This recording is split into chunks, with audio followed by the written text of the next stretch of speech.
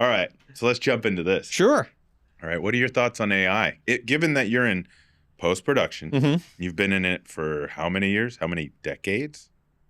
37 years in the field. Damn. 37 years. Given your perspective, what are your thoughts on AI right now? I think that AI is going to be a moving target for a bit. Okay. I think that trying to actually figure out what it's going to be able to do is not going to be definable for a minute yet. I don't think people have really figured out what they've got in their hand right now. I think that there are a lot of people have ideas. I think it's going to have an impact on the industry, adverse or otherwise. I don't think I could predict that right now, as I think it's going to be changing so aggressively and in such a narrow time frame. And it's going to, every time something comes out, something new happens, it's going to be, oh my God, that's the biggest. It's just like, no, it's not. It's going to be an evolving process, an evolving project, and it was an evolving concept. Yeah. I look at OpenAI and was it Sora? Yep. It's like, I've spent enough time on the Sora site looking at it and getting a grip on that. And it's like, okay, that's cool. But at the same time, it's like everybody's looking at this and the Tyler Perry article comes to mind. Do I think everybody's going to abandon practical production? No, I don't. I think certain people will just because of the sheer fun of it. I think like a Robert Rodriguez, I think he's going to be all over it.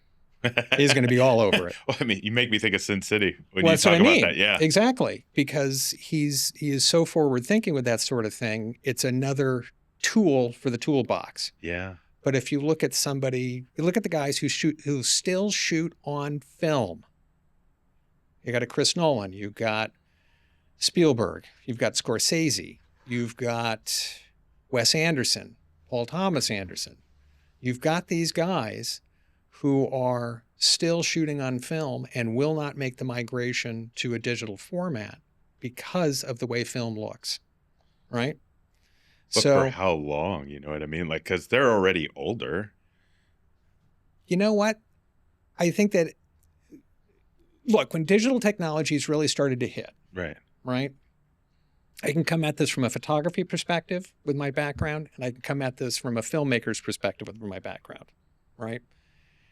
Digital hits. Everybody says, oh my God, digital is the wave of the future. Yeah. Right? It's like, okay, digital photography was great because it allowed you to dynamically adjust your shooting style in the field in the moment. Yeah. Versus taking the film out, going and processing it, standing around waiting for it. I remember drum scanners, baby. Right. And waiting for it to come out of the soup before you could actually get an idea of what you got to do and then run back out there and go do it again. Right? Yeah. Okay, that's cool.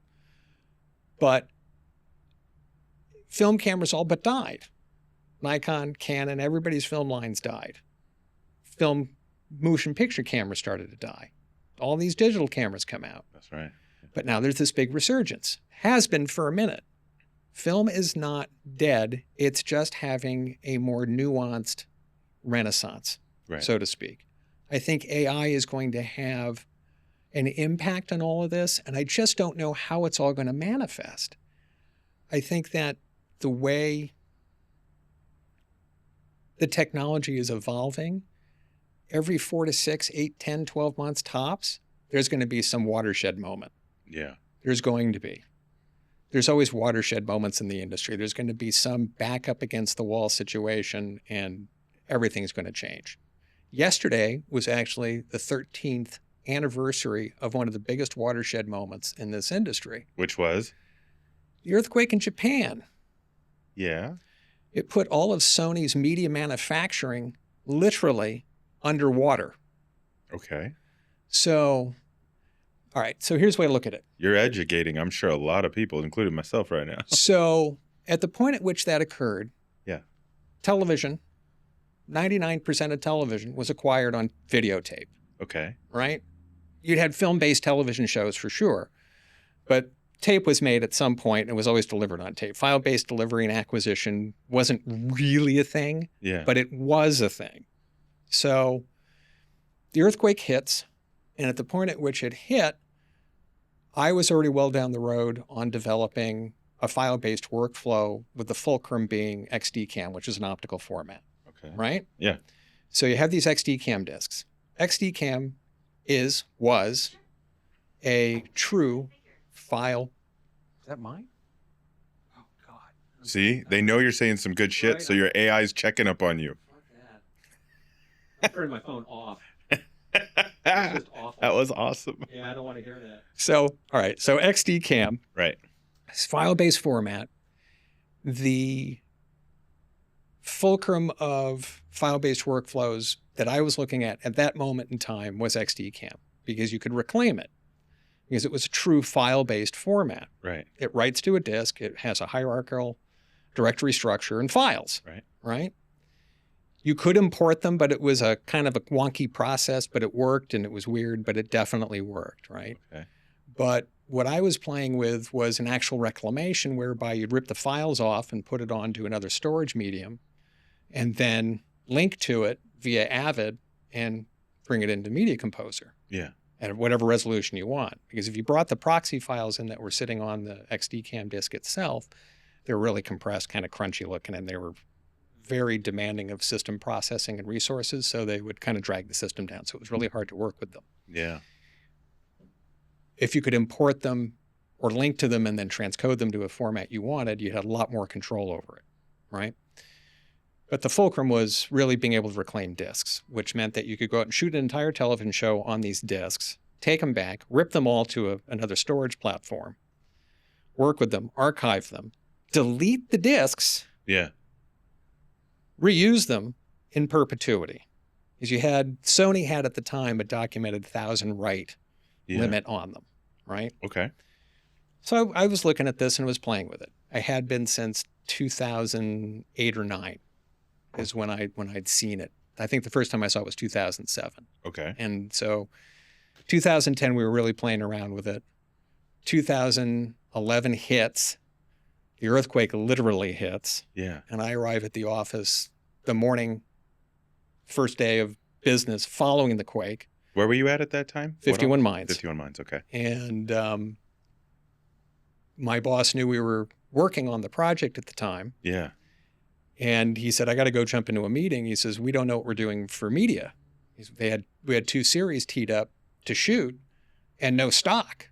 And I'm like, we got plenty of stock. He's like, no, we don't. I said, sure we do. I said, we just got to reclaim. He's like, you're positive we can do this? I said, absolutely 100%. I said, there's not going to be an issue with reclaiming any of this media. I said, we can rip it off. And I said, we can put it back if we have to. We have to put it to something. We have to keep it on something at some point. I said, we weren't in a full file-based workflow at that moment. Right. We were still developing. Okay. Right. And he walked into the meeting. Everybody was flipping out because all the orders that everybody had in town for stock were frozen, and any of the media that had been sold was all that was in the pipeline. Okay. And that was it. And it's, a show at the time would cost $30,000 in media, in XDCAM media. Okay. So he walked into the meeting. He came out like half an hour later and he said, you got a green light, go do it.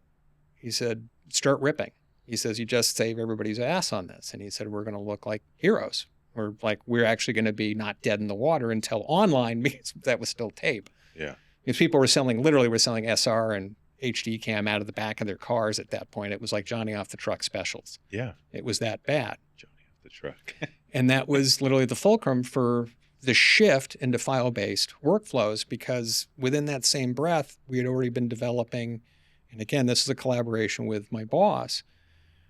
I had a strong background still do in post-production rentals, so I understand the nuance of rentals, and I also had a mentor, if you will, who was also a former employer who happened to be a CPA and a CFO and a brilliant man when it came to finance, taught me how to look at show budgets and taught me how to think outside the box. Okay. So I kind of mashed those two worlds up, and I primarily went to work at 51 Mines because I liked the paradigm shift of somebody with my skill sets being with a rental background, being in a environment where the company owned and operated their own equipment.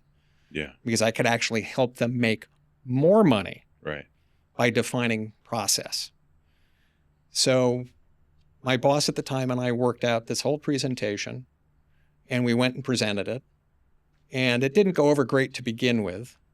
but there was somebody else within the office who was high up on the food chain. And we pitched it to him because he was really interested in file-based workflows because there was a camera he wanted to use. And we said, this is the same tech that we were using to do the XD cam stuff. And he said, how much do you need? And I told him, and he was just like, I'll be right back.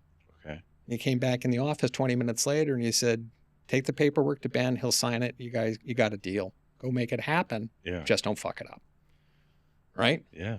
And that was 13 years ago. Okay. Now, at the time we started doing file-based workflows, there was nobody in town, literally nobody in town who was doing any kind of file-based workflows the way we were. And what that means is really simple.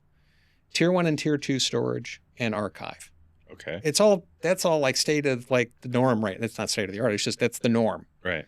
I have people looking at me saying, what are your tiers? How do you do things? It's just like, do you know how file-based workflows work? And I'm like, kind of want to say, fuck you. I practically wrote the book, and I do beat my chest on my own LinkedIn page about that. And I'm not joking about it. I believe that myself and the team of people that I worked with were legitimately responsible for the very first large scale file-based shoot to vaulting workflow. To give some context to that, what makes you say that? Like, what shows were you working on that would substantiate that? Because most people hear it and they're like, yeah, sure, maybe. How? Every What? production that 51 Minds Entertainment did between 2007 to 2011 to right now is file-based.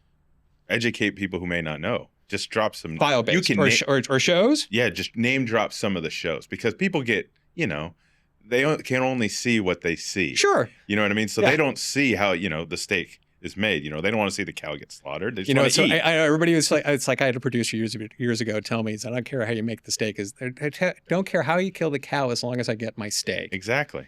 So the shows that 51 Minds was doing at the time were the Of Loves. So that's Flavor of Love was the last tape-based show that they did. I think, actually, that's not true. Rock of Love 2 was, all the Rock of Loves were, God, I got to remember which one it was. It was a show called Scouted, was the first show that we did. And the subsequent shows, God, I can't even remember which ones they are. There's just this laundry list of craziness. The shows that go back, Below Deck, I know, was one of the very first that we had done. Below Deck is a staple right now. Yeah, yeah. It's been around for a very long time. That was a true. Well, Flavor of Love is popular in the pop culture zeitgeist. It is. That was actually tape-based. It's funny. Rock of Love was Rock and Flavor, the two last tape-based series that Endemol did, or 51 Minds did, I should say. Because Endemol acquired.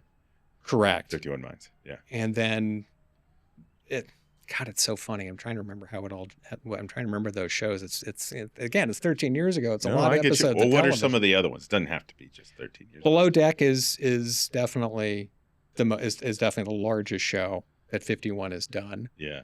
That people would be familiar with in current culture. Scouted is not a series anybody's going to remember. Yeah.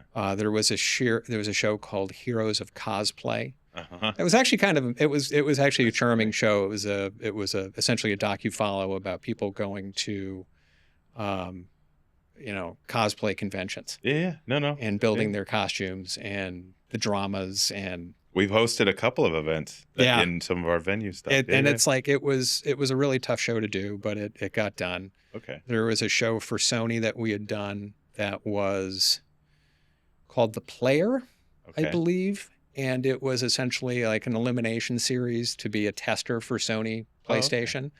So it was, you'd have like half a dozen, these contestants who were all gamers. Yeah. And they would come in and they'd have these challenges they'd have to be able to fulfill. And then they would win or get a job with Sony. Yeah. Doing video game testing. Yeah. It was like just these kind of, I refuse to call them nickel and dime shows. They're definitely not. They're shows that kept the lights on for people and they were fulcrums for other things. Yeah. But they were all file-based shows. Okay. And it's just at this stage of the game, there's not anything, including what's happening in this room, that isn't a file-based acquisition. Yeah. But 13 years ago, it wasn't a thing. Yeah. Sony was trying, but it wasn't a thing. So Endemol wasn't even doing it then? No. No. Endemol was shooting, everybody at the time, Endemol was shooting massive amounts of XD cam. So when 51s was acquired, did you bring over that workflow? Every little bit of it. Okay. Every little And bit of it. Endemol, for people who may not know, they've been behind MasterChef, Lego Masters, Deal or No Deal, Big Brother. Big Brother.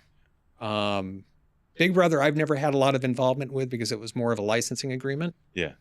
But everything else under Endemol's banner in North America, I had my fingerprints on for going up until recently, Gotcha. between 2011 and So how this 2023. goes back to AI, you're talking about these watershed moments, right? Yes, So AI, you feel like could be this, it absolutely is. or is, not could be, but 100%. is. It's just, it's not good. It's not going to be a back up against the wall kind of moment just yet. You know, it's when people are on the brink that big things happen, right? We're on the brink with AI, but nobody knows what the brink is. Yeah. Is it good? Is it bad? What's it going to do for us? You know, it's like, as recently as yesterday, I was trying to find a photograph on my phone. I was trying to find, of all things, a power specification. I know I'd taken a picture of it somewhere Okay. in the last 3 years on my phone. It was from a storage array. And I'm like, let's see if this works. And I just went into photos and I tapped search and I just punched in what I was looking for, and sure shit had found it. Oh, that's cool. It scraped every It's always photo. a good feeling when you could do that. It kind of surprised me. Could be unnerving for some, but yeah. Oh, it's absolutely unnerving because there's nowhere to hide with almost any of it. You know, I mean, there is if you're really clever, but the amount of lengths you have to go to hide things is profound. And even then, you're still not really hiding. You're talking to somebody who clears their cache probably, I don't know, 50 times in an hour when I'm actually There on my is computer. somebody somewhere that knows it all. Yeah, it's valid, right? Point blank. So what you're talking about, I don't think there's enough connective tissue or people that are ushering in between the people developing the tech, Mhm. the people in charge of stewarding that tech, you know, so say upper management of those who are managing the engineers building out the tech, Yep. to the actual applique, to the people who would be using that tech. Yep. And it all becomes a part of how it's ingested, the data, how it's being parsed, Yep. who has access to it. And then you have, you know, let's say it was production, right? Do they even have a clue of the tools as opposed to the generative side and the trade-off of it, right?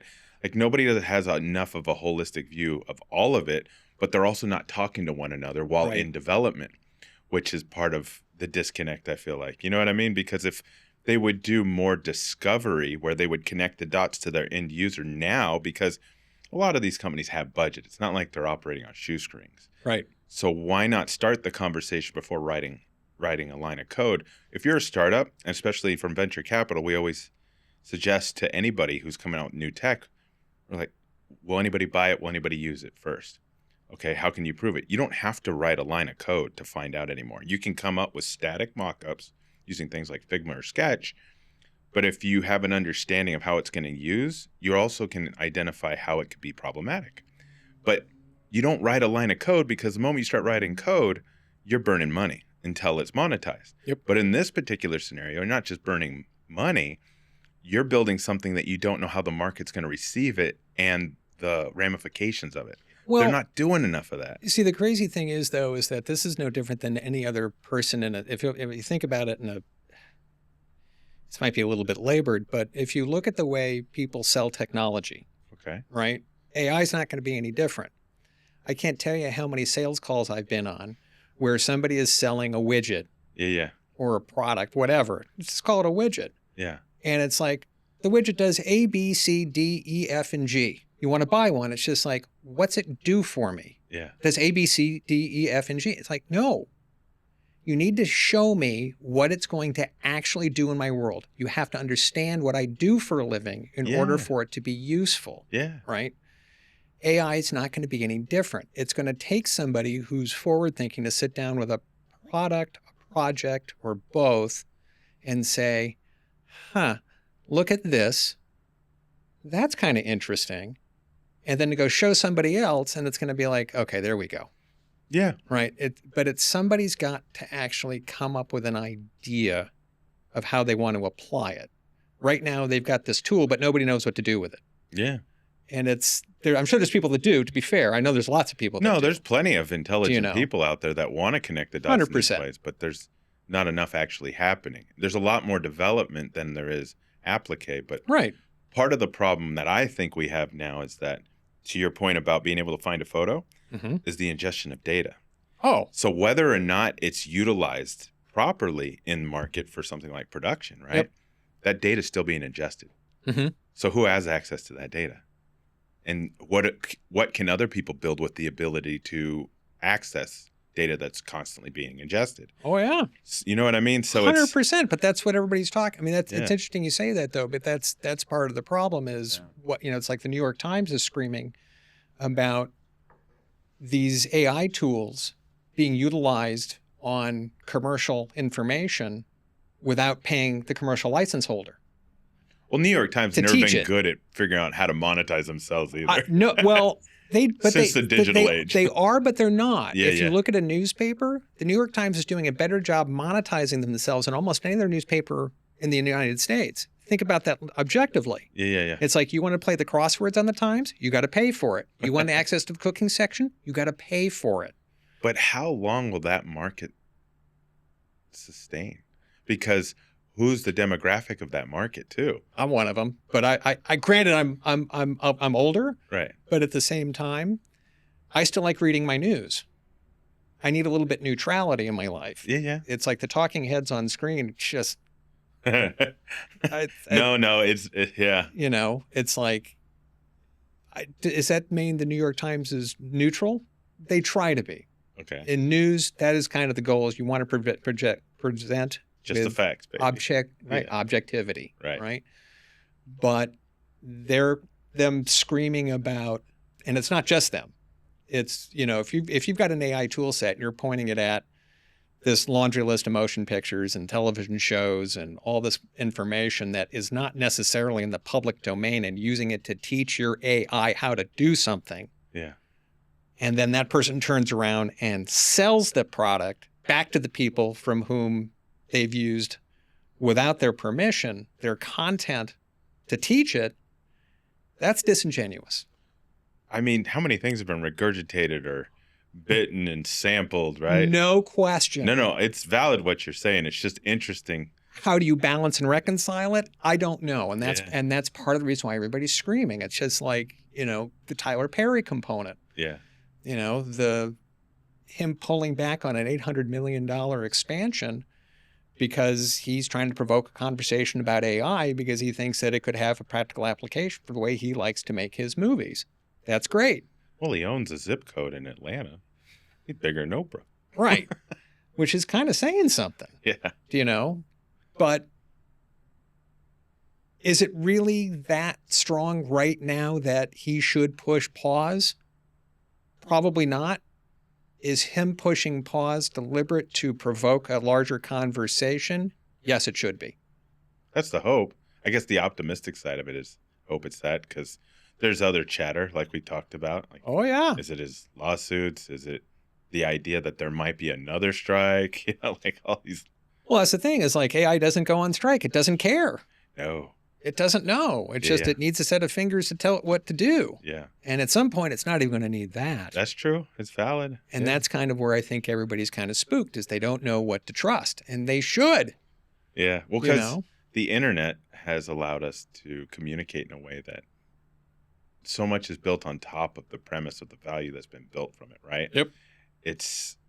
We have so much access to information, so much access to things to just mind our time as a direct result of it. So if this can be a tool, I'm a fan of the tool side of it.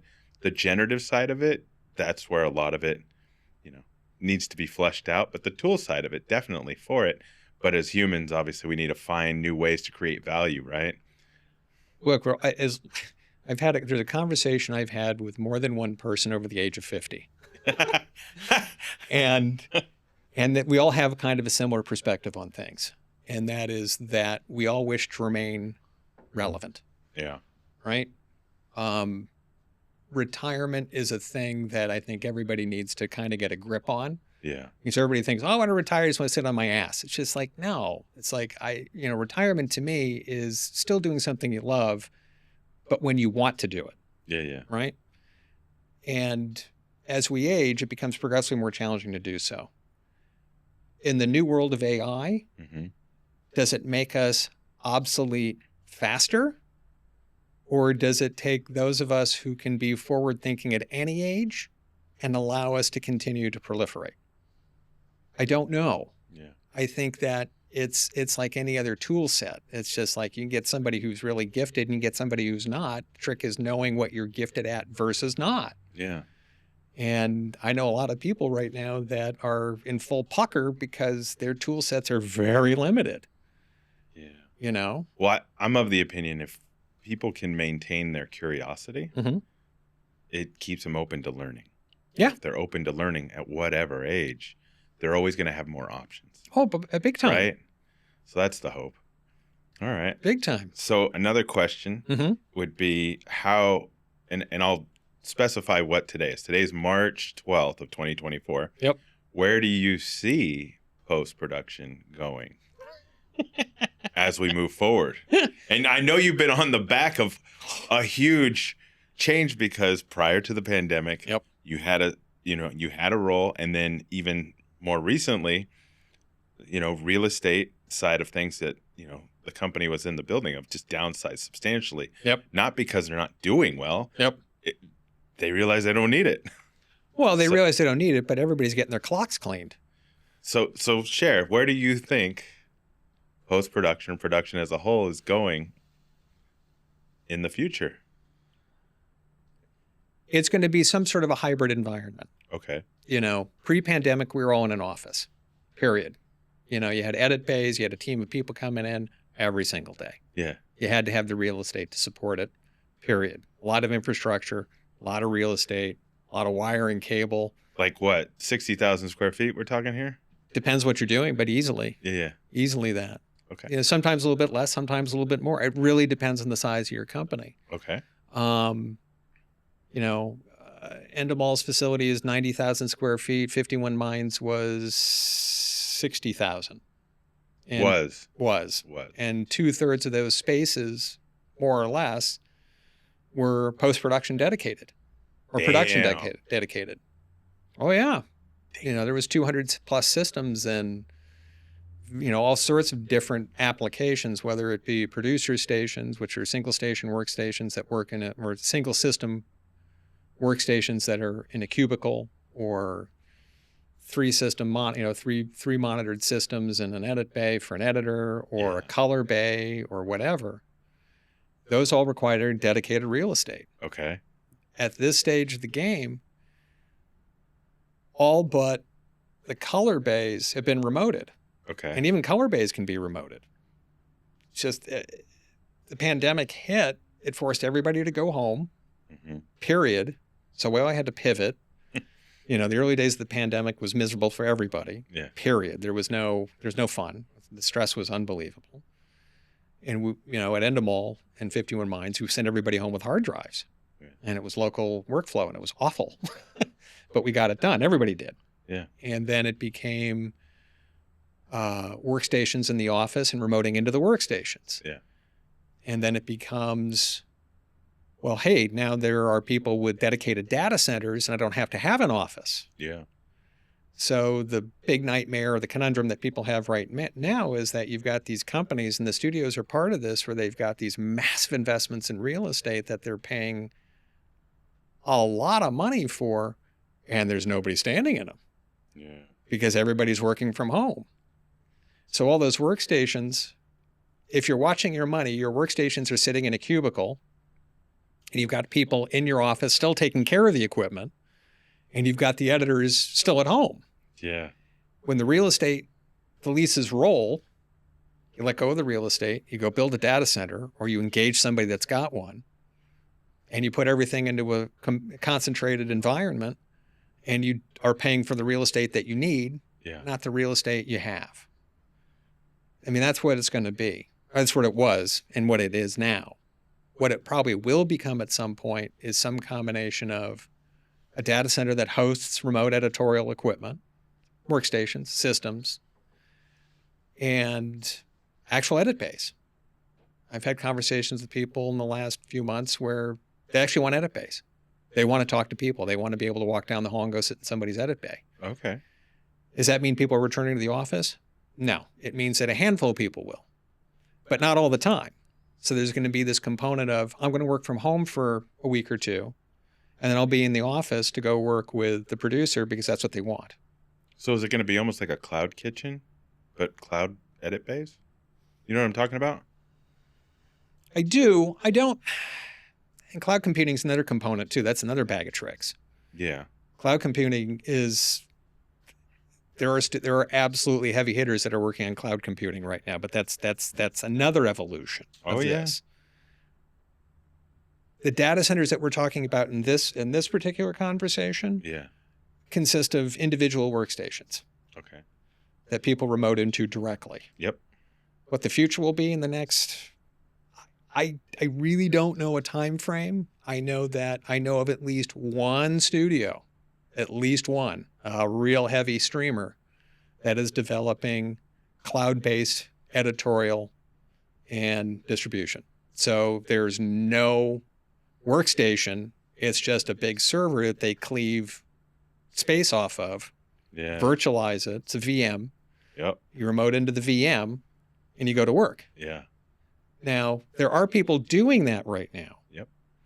Some do it really much better than others, but doing it in mass, that's going to be interesting. Yeah, the streamers, or at least the ones that came from a tech start, are probably more apt to adapt to that tech deployment. Mm-hmm. The ones who don't have a background in tech are going to find it harder.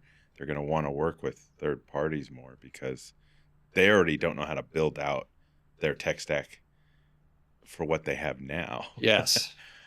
They need specialized individuals to help guide them. They need a whole business to do it, right? Big time. Yeah. Big time. It's almost as if they would. And do you know Palantir?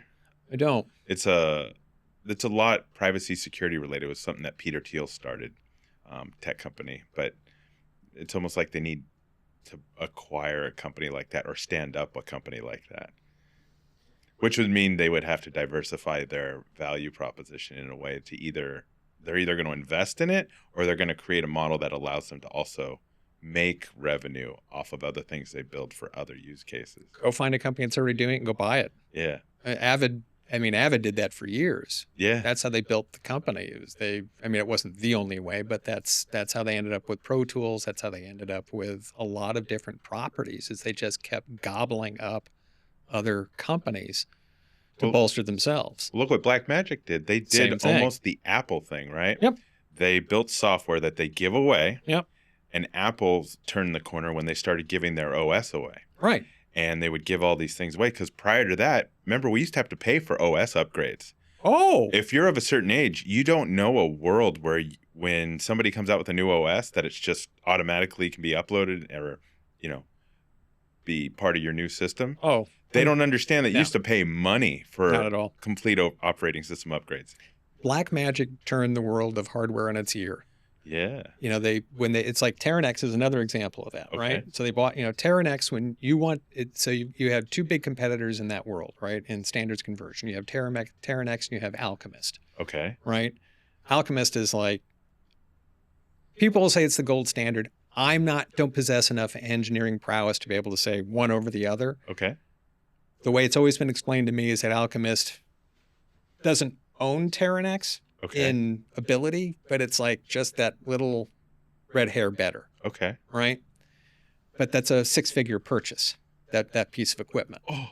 Terranex was the same thing for years. You wanted to get access to a Terranex, you were paying $100 an hour, $200 an hour for somebody to do a standards conversion. It's like, I got a videotape and it's just like, it's an hour and a half long. It's like, that's $500 just for the Terranex. And then you're paying for the tape op and the stock and the deck rental. It's like by the time you're done, it's a $900 conversion. Yeah. Right? DCPs are still expensive. Bingo. Yeah. So here we are in that world. Yeah. Terranex is its own company. They're flagging. They're having problems. Blackmagic sweeps in, buys them. You can buy a Terranex now for $1,300. That box is like 10 years ago, 12 years ago was, well, it's probably a little bit more ago now than that, but that was then $60,000, $70,000. Oh, And now it's 1,300. yeah, that's Well, they did the incredible. same thing with telecine. Yeah. Telecines used to be a that's $1 million piece of equipment. Oh, I didn't know that. Oh, yeah. Damn. Not all of them, but there was some really heavy hitting piece of equipment. Like, ranks and tells, they were, several $100,000. I can't remember what the Now top that you're notch talking one. about this, and I'm going to write this down, I'm going to ask either Sebastian or Alexa from Filmlight to come in. You should talk to Sebastian. Yeah. Oh, You know Sebastian? absolutely. Okay. Yeah, so, because I know him. I met him through Alexa. He's awesome. And so, yeah, because of this conversation, I'm definitely hitting up Sebastian. No, Sebastian be worth talking to for sure. And he's a wonderful human being. He's been nothing but, he was awesome when I met him. He's a fascinating person. He's got a lot to say, and he's worth listening to. Yeah, I met him right after Once Upon a Time in Hollywood, and he showed up at, the spot in Hollywood across from Capitol in the full-on Cliff Booth type shirt. Awesome. The Hawaiian shirt, but he wore it well. He could. He wore it well. He could. But, it's like if you look at these worlds, it's like, so if you were spending a sizable six-figure number for a telecine 20 years ago, you can go buy one from Blackmagic that's UHD, HDR compliant for 30 grand. Damn. That's kind of saying something. Yeah. They just keep shaving the number. It's like, okay, so we'll just make that 10% of what it used to be. What? No, I gotcha. It makes sense. So that's where we're headed. I think that it's going to be evolving. I think there's going to be a lot of hybrids. I think that the rental industry for post-production is going to be taking a huge beating. I think that people who are agile are going to have to find ways through it. And the people that I know that are good at it, they're looking to take next steps and trying to figure out what those next steps are going to look like. And they're smart enough to be able to do it. And they're looking to hybridize their environments even now to the best of their abilities. Yep. Cloud-based computing is where it's going. Yeah. I had a conversation with a compositing artist who works on a flame. And he said that he is just waiting for it to get good enough that he can just rent the data space from Amazon, tell Amazon what he wants it to be. Yeah. And they'll send him an email an hour later and say, okay, it's up. And he can just rent the space for a few hours, do whatever he needs to do, and then wash his hands of it and be done. Where's this space located? Well, that's the thing. It's like, there's got to be some god-awful data center somewhere. Where it's going to live. One, Wilshire, comes to mind, but probably at least pipelines into it because, you think a good place would be Culver City? Oh, fuck yeah. All right. I'm writing this down. I got some other ideas. Okay, good. I got some other ideas for sure. But, it's really hard to say. I think that, remote workflows, you're going to have to either rent space in a data center, build your own, or engage somebody who's got one and rent space from them or do a collaboration with them. And then I think in the next couple of years, it's going to be a hybrid of in the office and out of the office. And then I think past that, it's God knows. Is it just California or will it also, obviously the virtual machine's everywhere. Yep. But as far as the real estate portion of it, that even though it's finite, it's very niche. Is it also going to be in the big cities like New York, in Miami, in Seattle, or no? Or is it going to be in London? You're talking about the data center, or are you talking about? Well, the data center is one thing, right? Which it does need to be distributed because that's why they have content delivery networks, right? But as far as where they're renting, you know what I mean? So, all right. So look at the EU. Okay. I can speak to London a little bit because I have some friends that work in the industry in the UK. And I have a little bit of exposure in dealing with Endemol when they were in the UK. Okay. And they still are, but I can remember doing a call with them, God, a long time ago. It had to have been 7, 8, maybe 9 years ago. Okay. And explaining to them the rental business and how they can monetize it in the UK. And they kind of looked at me like I was speaking another language. And I was able to speak to them in the capacity that they understood. And the situation is that real estate in London is exorbitant. Yeah. Right. And like New York, probably Yeah. a good example, Yeah. right? So to rent an edit bay in New York, it's like you get a plush edit bay and it's the size of 2 phone booths, not one, you know? Yeah. And it's super expensive. Well, if you don't have to have that real estate you got 100 edit bays and you got those 200 phone booths, so to speak, and you don't have to support them because they're not there.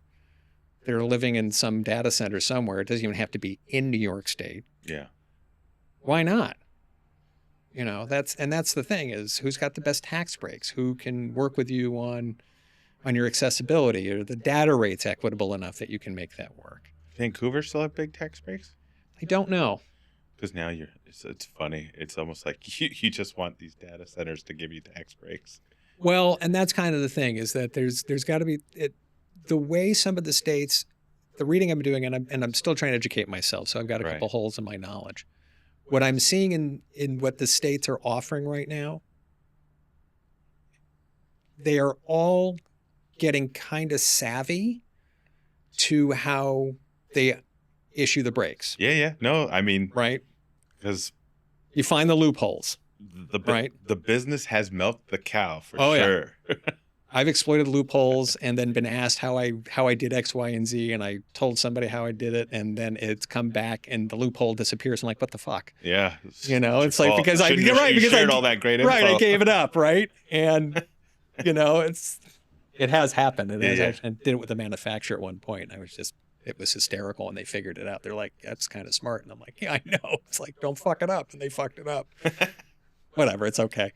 But I think that the way I see the states dealing with it is pretty simple, is that you're not just, at some point you probably will be able to rent space in a data center, right? Either with a vendor or with a vendor, right? Yeah. You'll be able to rent the space. If you've got a production in Los Angeles or New York or wherever, you'll be able to rent the space, and there'll be some sort of a tax incentive for doing so. Yeah. What the states are doing, though, is that they're saying now production has to be there, post has to be there, and they want state workers associated, and they want residents of the state rolled up within the production on both sides of that. So production and post. But not 100%. I mean, what's the percentage? Well, that's the thing. Right? This is where This is where you kind of got to look at it. Yeah. Right. It's like, okay, so if you're enterprising and you say, okay, I have to do production in the state, but the post-production is kind of loosey-goosey. So I'll host all my post-production there. I will shoot everything there, but all my editors are going to be out of state. Yeah. Is there anything in there that says that I have to be in state with my editors, or I just have to host it there? Yeah. Well, if you just have to host it there and shoot it there, fuck them. Yeah. Right? There's the loophole. That's what it comes down to. I got you. Yeah. I mean, that's the way you have to kind of look at it. And it's not a maliceful fuck them. It's No. just like, well, it doesn't say it, so I'm just going to go do it. You're coloring within the lines. Well, look, you're a racer. Yeah. I was. You Please. are. Anybody that's Well, fair enough. It's in your heart. You put a helmet on to go race, you still are.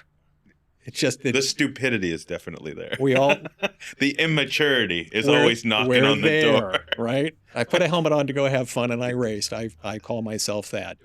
Was I ever professional? No. You're always looking You at were. lines. It's true. You are. You're always like, oh, I can hit this way, and you're just doing the simplest of things. Or you're looking at the rule book saying, oh, I can file that down another little bit That's a more. fair point, yeah. Oh, I can cheat the weight by doing that. I just have to have a little bit more fuel in to make sure when I roll across the scale. Yeah. Do you know? Yeah. Okay. We're going to move on to struggle is real here short. Right. Whatever you want. Yeah. I am here for you. So do you have a wrap-up thought on where it's headed? AI. Yeah. Well, the production, we already wrapped up. Well, I think that This is that watershed moment, is basically. for the AI, yeah, for sure. I think that with the production component, I really don't know how how post and production are going to evolve right now. I think it's going to be really kind of tricky. I think that you've got to be a real forward-thinking entrepreneur Yeah. and be very agile. You can't just have one or two items in the magazine, one or two rounds. You've got to have a full clip, Yeah. and you've got to know how to use it. It's like you were saying, there's a lot of very smart people out there, but they're not all talking to each other. Yeah. And until you find somebody that knows how to band the right group of people together, build the team, so to speak, Yeah. they're going to have problems. I think that the future of post is short term. It's going to be, it is what it is right now. You're either running your stuff out of your own office and you're hosting it with the real estate you're stuck with, Yeah. and you keep your team working, or you're doing some sort of a hybrid where you're renting space from a vendor and you're doing some sort of a co-op with them, or you build your own data center and you staff it and run it and do your thing. Yeah. Or some hybrid thereof. And like I said, I think the next couple of years, I think that there are going to be people in edit bays again. The people I've been talking to are suggesting that they would like a little bit more human interaction. Yeah. Editors are like, they're spread out everywhere. I'm sure you know it. There's editors I worked with before I left Endemol. It's like there would be a show going and somebody had said, "Oh, I'll call you in a little bit." And they'd get back and like, "Oh, it's like, oh, I'm really sorry. I was out skiing, riding. I was doing whatever. I'm in Texas. I'm in Michigan. I'm in Vermont. I'm in Arizona. I'm in Nevada. I'll be in, Saskatchewan tomorrow." It's just like, I'm embellishing, of course, but people would be moving around. Yeah. And the only thing we told them they had to do is have access to a hardline connection with a specific criteria for ping speed. Yeah. And we got you covered. Yeah. But I think certain people want to be back in an office. I think it put a big strain on people's domestic lives to be working at home. I know a lot of people that got divorced during the pandemic. It's true. Yeah. And I think that some people would like to be happy to be back in an office part-time. Yeah. It's like being retired. It's like, do you want to be at home all the time? It's like, no. So there's a lot of people that are happy to work at home.